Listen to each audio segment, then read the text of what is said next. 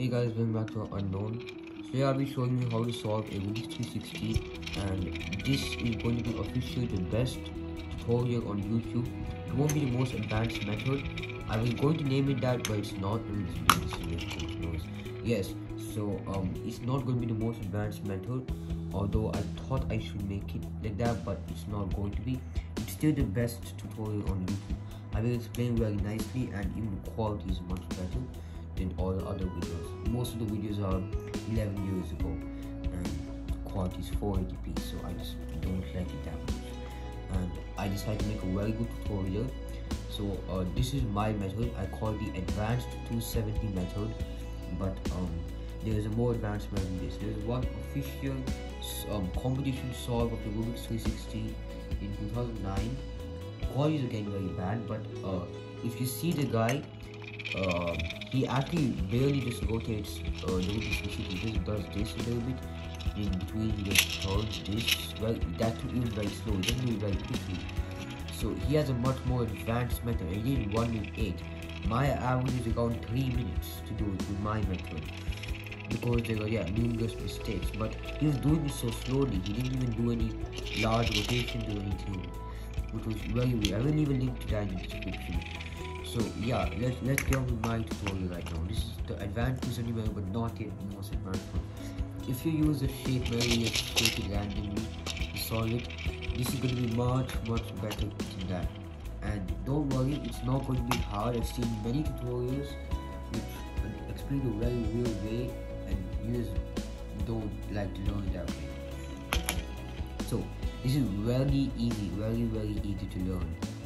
It's much more easy than you think. So yeah, let's get right into it. First, let me just scramble this. To scramble this, I just need to let these go. Just 1, 2, 3. Oh, right, it's on the screen.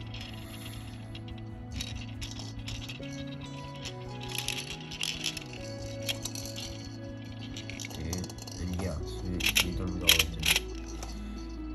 So before I move on, I'm going to explain how Rubik's 360 works a little bit, not too much. If you already know it, you can skip this part. I don't know which part you skip to though. Anyways, so in the Rubik's 360 there are those six balls inside representing the colors of the Rubik's cube, which I have right here, or all the 6 colors. So goal is to get them from the inner sphere to the third sphere, and there are these holes, and there are 2 holes here which leads to one of these spheres, like half spheres. You can see this thing here. This one leads to this, and this one leads to this. There's an inner sphere with only 1 hole where the balls come out. They're stuck in one of these, and they go into one of these. That's how it works. You can see that the second sphere is mounted on these 2 things. Where this happens is also mounted there, that's the axis, and the inner sphere is mounted over here. You can see it's mounted like a little bit tilted inside, and that's what allows us to solve it using physics. Well, okay, let's get on with it now. It's very simple. Get your Rubik's 360, and let's get right in. First of all, you don't need to worry about the walls inside. So first, let's get a few things clear. The Rubik's 360 does not follow the color scheme of a normal Rubik's cube. You can see white is opposite to yellow, which is there, but everything else is not there. These are adjacent, they should be opposite. So instead of green, they should be red here, and if these 2 were swapped, it would make more sense. But yeah, it's not. So there is a scheme I've come up with to explain very nicely. So the red, yellow, orange side is called the bright colored side, and this is called the dark color side, the blue, green, white. It's very easy to understand. You can just have like an image of it in your head. So you should picture it from here, this angle, because we're going to be using this way. Okay, so first of all, you need to understand the first step is to just do a 270 rotation, but you need to be very careful with the direction. Okay, first things first. Make sure you have both those weights in the bottom. You can see 1, 2. I mean, they need to be like almost the bottom. They should be. I can't tilt the camera that way, but yeah, they should be on the bottom. They should be facing you. I'm just lifting it up to the camera. This is actually vertical for me, but it's horizontal this way. So yeah, like this, and then I'm just supposed to do 270-degree rotation from here. But so you have to decide. Basically, there's something which is very good. Before doing this, first of all, when you have the dark color side, if you do a 270-degree rotation clockwise, then you get the dark color side at the bottom. You're not gonna call the bottom. You're gonna get the dark color side because you're gonna want that. If you do it, whichever color you have here on the front, you do clockwise, you will get that color on the bottom. If you do it anti-clockwise, you get the opposite color. So basically, right now I have 3 of each, right? So let's just say I have this color and one of them are gone. So you can see the odds of me getting a ball into the hole is 3 to 2. So I would go with this color, which is these ones, and I would rotate accordingly. One more is gone, then I have a choice here. Then when we have this, we got 2 to 1. Then I can take one from here. Then we got 1 and 1 again, and you can decide which one you want, and then you can end off like that. So let's just say you took 2 in 1. You could take this risk actually. So when we had 3, do 1, and even though the odds are 3 to 2, you could do this. When you have odds 3 to 1, there's more chance that these ones will go in, and then you can do this 2 to 1, and you can do however you want. Usually you decide. Sometimes the second step does not work and you have to rotate again, but if you rotate in the different direction, you can decide. You should be very intuitive with that. So let's do a first step. Make sure both your weights in the bottom and it's horizontal, it's facing you. And then you just do a 270-degree rotation. That's it, that's all. Nothing else. It's like magic, and you can see all of them all you went in. But I have to take that out. So let me do it again.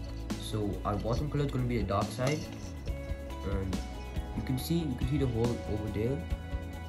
So I'm going to shake it a little bit. So the green is the nearest one. I'm going to make green go in. Yes, you can see green went in there. Now we're going to keep it horizontal. Vertical. These both vertical. We're going to shake it a little bit, angle it a little bit, and shake it. And it should be going in there. But this time there was a mistake. What's sometimes happening, it does not catch over there. And this is why you over here. So you have to do it again like this. That's the thing. So you can see again after 270 it's in there. Remove that, and the green was the closest again. Slowly shake it like this. This is actually the correct way to shake it. You shake it like this and then go in. So do that.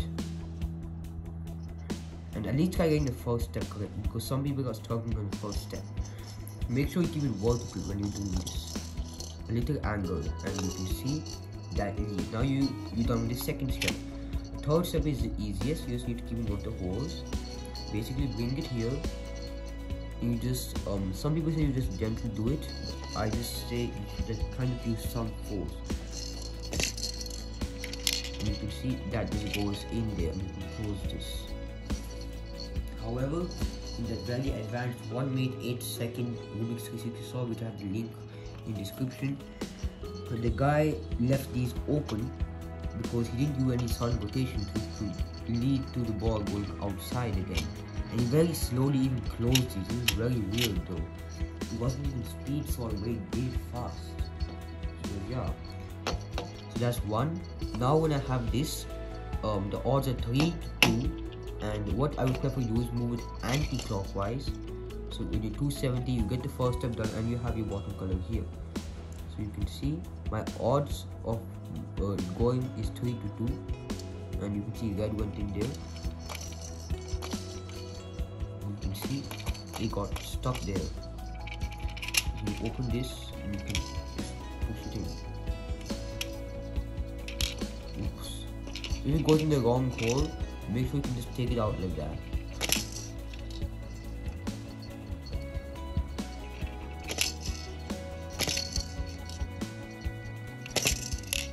Yeah, and you can do it.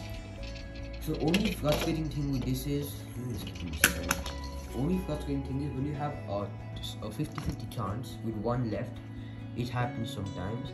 I want one of them to go in. Let's say I want this one to go in, the dark side one. Let's just say there's blue left and red left. So I'm gonna make blue go in, but red always goes in. I have to go move it. And if it starts moving, the first spear starts moving a little bit, I have to like reset it and do it again, the first step. So it's a little annoying, that part, but except for that, you should get much faster if you do this. So I'll just be doing everything else. So like this, we have a 50-50 chance of it being 270 here in the dark, and I can see the hole there. You should be able to see that one right there, and I'll just make a green one going or white. As you can see, I got very unlucky. The ones I didn't want only went in for the third time. Yes, now it went in.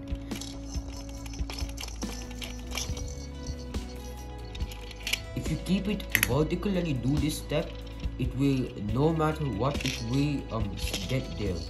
Don't try any exceptions, but the point is I was angling it a little bit so it didn't get stuck when I was showing it starting. I think that's what happened.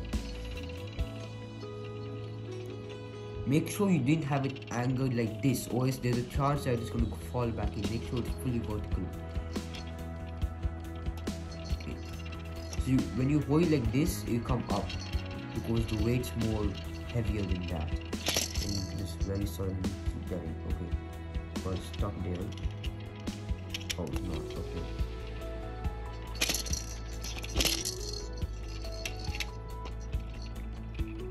As always, it gets stuck in the wrong hole, and you can see in this case, this was too close and it went back in. That's very unlucky. And this time I have this on the back. Yes, so it does get a little frustrating. It's not like it will work full 100%.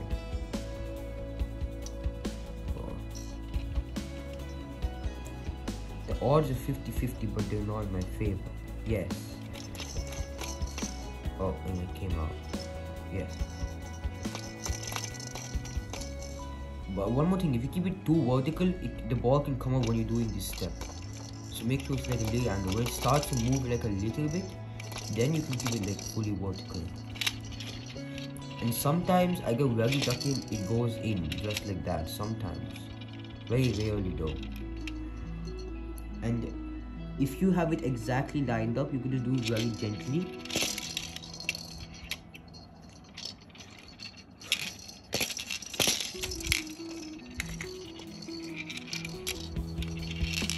Going in green and blue, but not in the correct spot. Yes, there.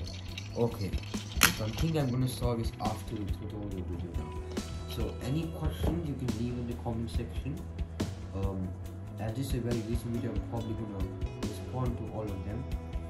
If you have any problems with your Rubik's 360, you can tell me what's happening, and maybe I'll make like a part 2 if there's any problem that I can like troubleshooting with my method. So yes, that's it for this video, and bye bye.